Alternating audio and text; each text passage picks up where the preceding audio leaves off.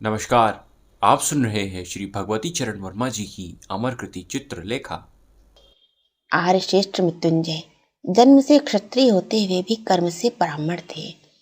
पाटिलपुत्र के इस वयोवृद्ध सामंत के भवन में उल्लास विलास के स्थान में त्याग और विराग का आधिपत्य था। लोग उनकी उपमा विदेह से देते थे और वे इस उपमा के योग्य भी थे। सारा नगर मृत्युंजय के नाम से परिचित था।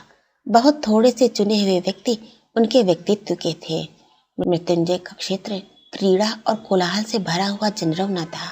उनका क्षेत्र था उपासना और ध्यान, निरंतर एकांत। इस एकांतवासी छत्री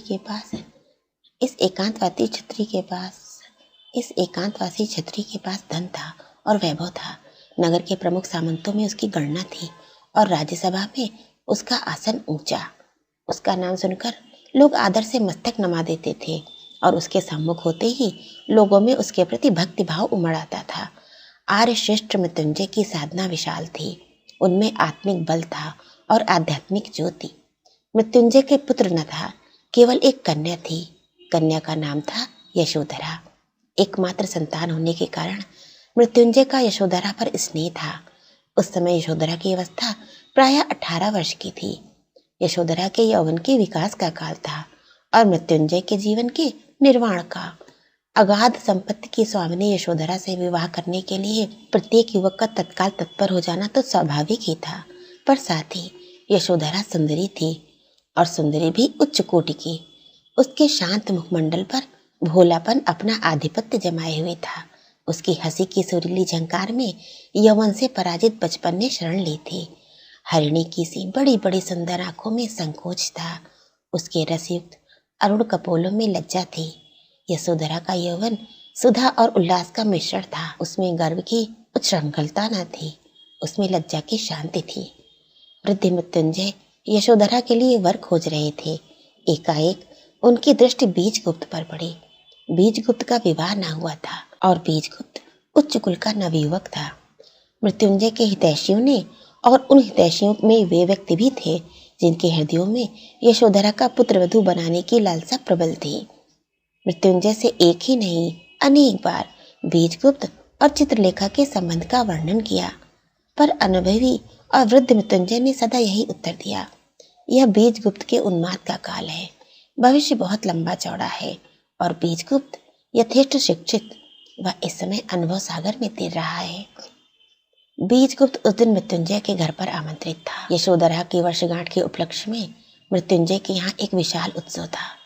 बीजगुप्त ने यशोधरा को एकाध बार जब वह निरी बालिका थी देखा था। मृत्युंजय से उसका विशेष परिचय भी न था।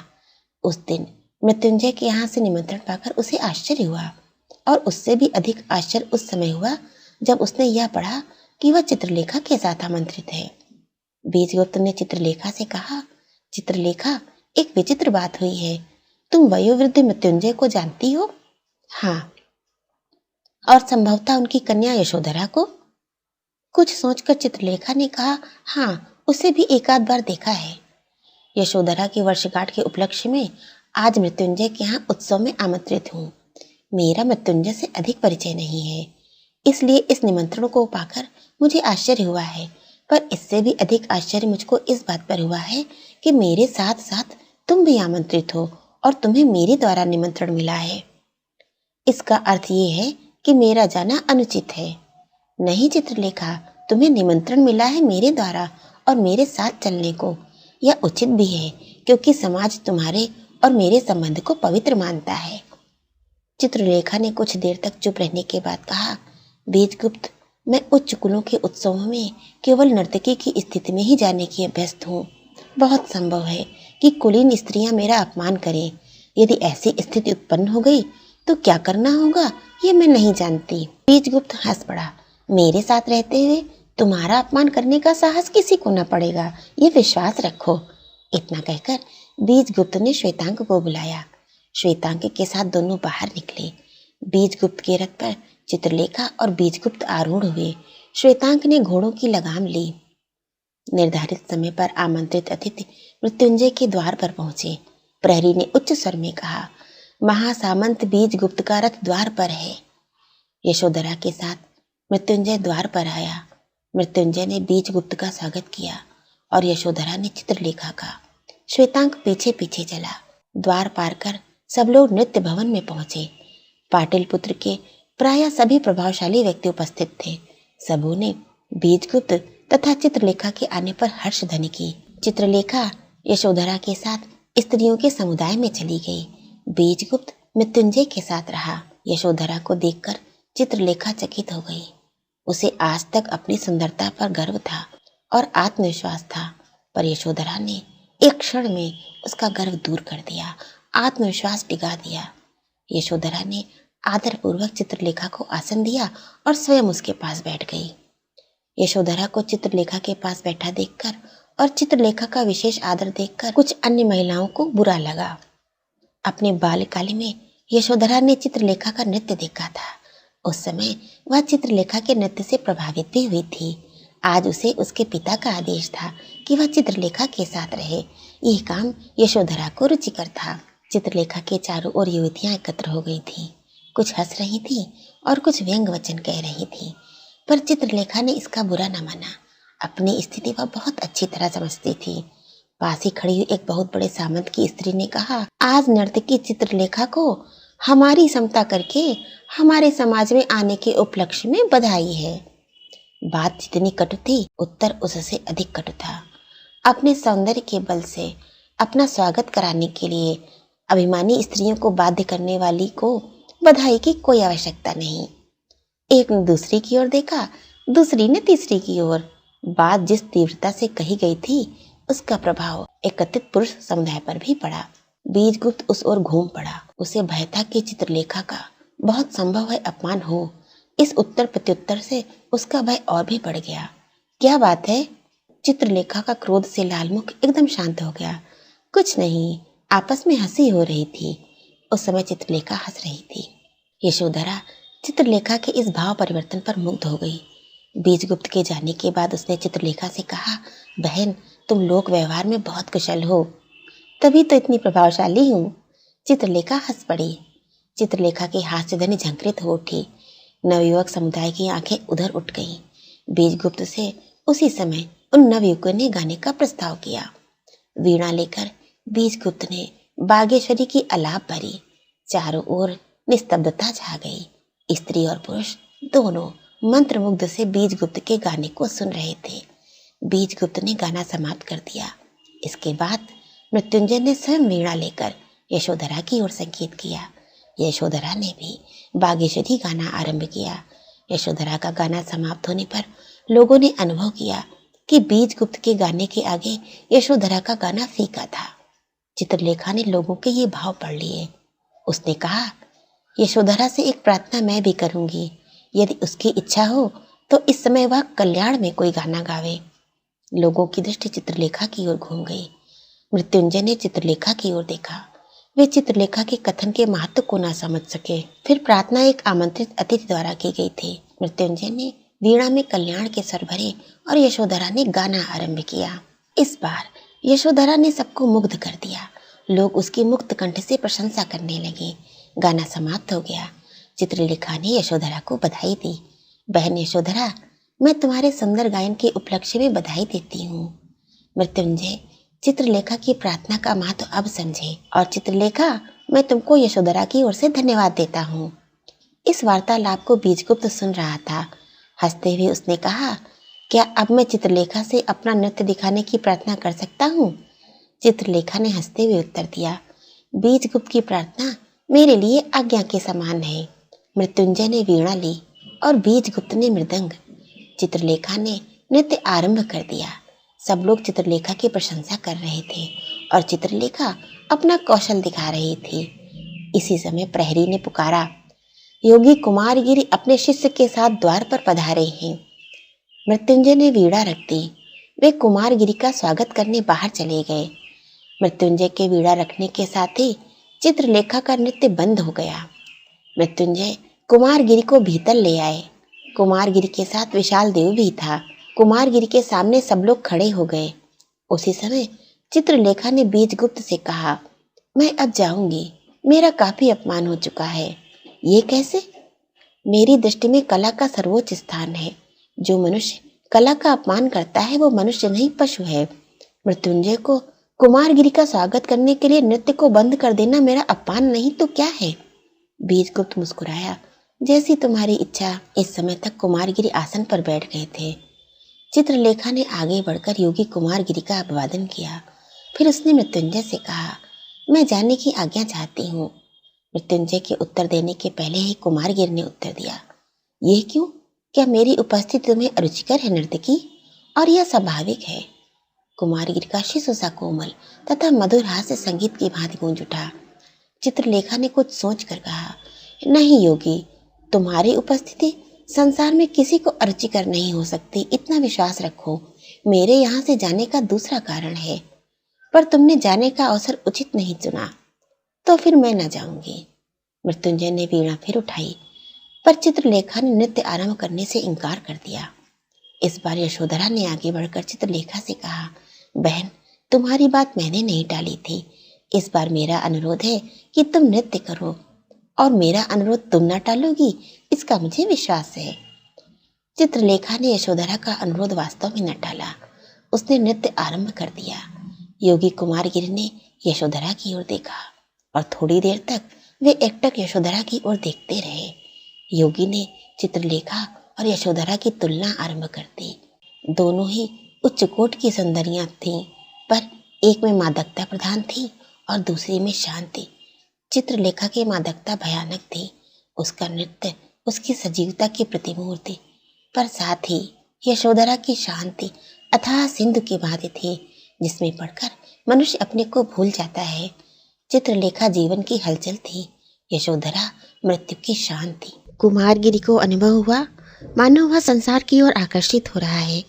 अनुराग की सजीवता विराग की अकर्मण्यता पर विजय पा रही है। नृत्य समाप्त हुआ। मृत्युंजय ने दासी से पूछा, भोजन में कितना विलंब है? भोजन तैयार है, केवल आज्ञा की देर है। आमंत्रित अतिथि भोजन गृह में आकर बैठ गए।